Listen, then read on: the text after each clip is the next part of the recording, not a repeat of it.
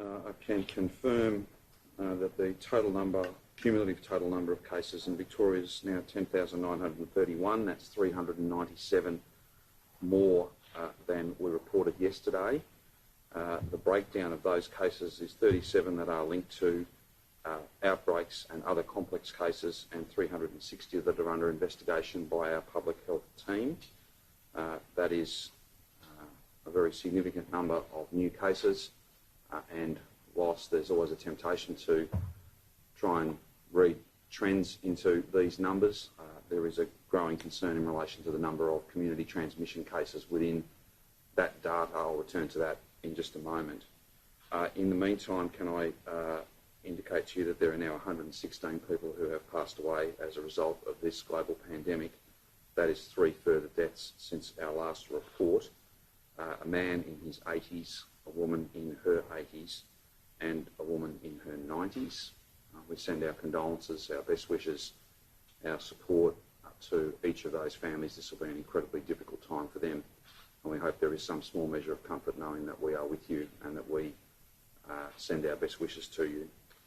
In terms of total active cases, there are 5,919 of those. In terms of hospital patients, there are currently 379 patients in hospital and 41 patients that are in intensive care. 24 of those ICU patients are on ventilators. In terms of testing numbers, we have now conducted 1,633,953 tests. That's an increase of 25,501 since our last update. There are now 1,075 cases amongst health workers, and the total number of cases in aged care, active cases in aged care, is 1,008. A little bit to aged care, and then I want to talk about community transmission just for a short time, and then Lisa's going to take you through some compliance and enforcement issues, and of course Deputy Commissioner Nugent is here as well, and happy to take any questions you might have. The situation in aged care remains very serious, a very significant challenge, very confronting in many ways, and we know and understand that this is incredibly difficult for residents, very, very difficult for families as well. All governments, all agencies are working together as closely as we possibly can to have one focus, and that is on residents, their wellbeing, their health, and by extension, the wellbeing of families who are obviously concerned and very keen to get as much information as quickly as they possibly can. I can confirm for you that there's now been 570 shifts worked by hospital nurses across a number of private aged care settings. That is something that we should be very proud of, very, very proud and very grateful to those teams of nurses and other health workers who support them. These are confronting environments, these are very challenging environments, and as always, our nurses are stepping up and doing the most important work.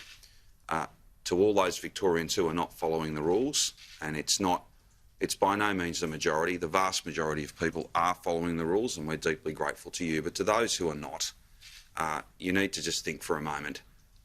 Nurses and doctors and ambulance paramedics and others in our health team, they're stepping up and playing their part, and it's up to you to step up and play yours.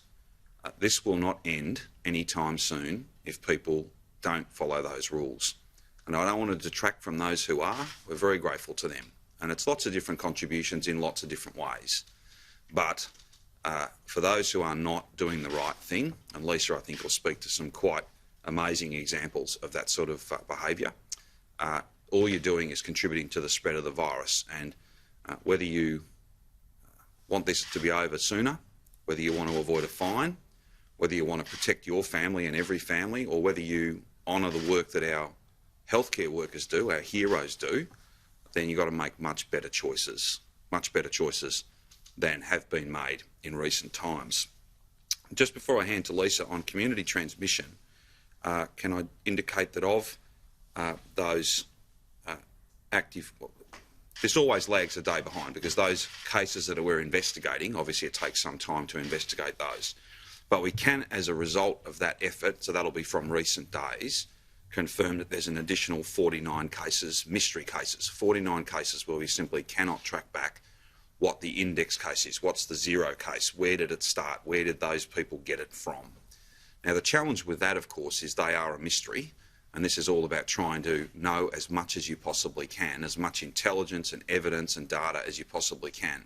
Those 49 cases and many more beyond that, if you look at the entirety of this pandemic, something like 1,841 cumulative community transmission cases since this began. So as a feature of the 10,931 I just read out, you can't be certain, of course, if there's that many that you don't know how they got it, you can't be certain that there isn't even further community transmission, even more mystery cases out there. That is, in some respects, our biggest challenge. No one wants to see large numbers reported in any context, but if you can track back where the origin of that was, then they're in a wholly different category to community transmission or mystery cases where you just can't work out how the person got it. That is a real concern, and that's what's driving some of the work that's being done. Was being done last night and today. Our public health officials engaging with some of their interstate colleagues, their national colleagues.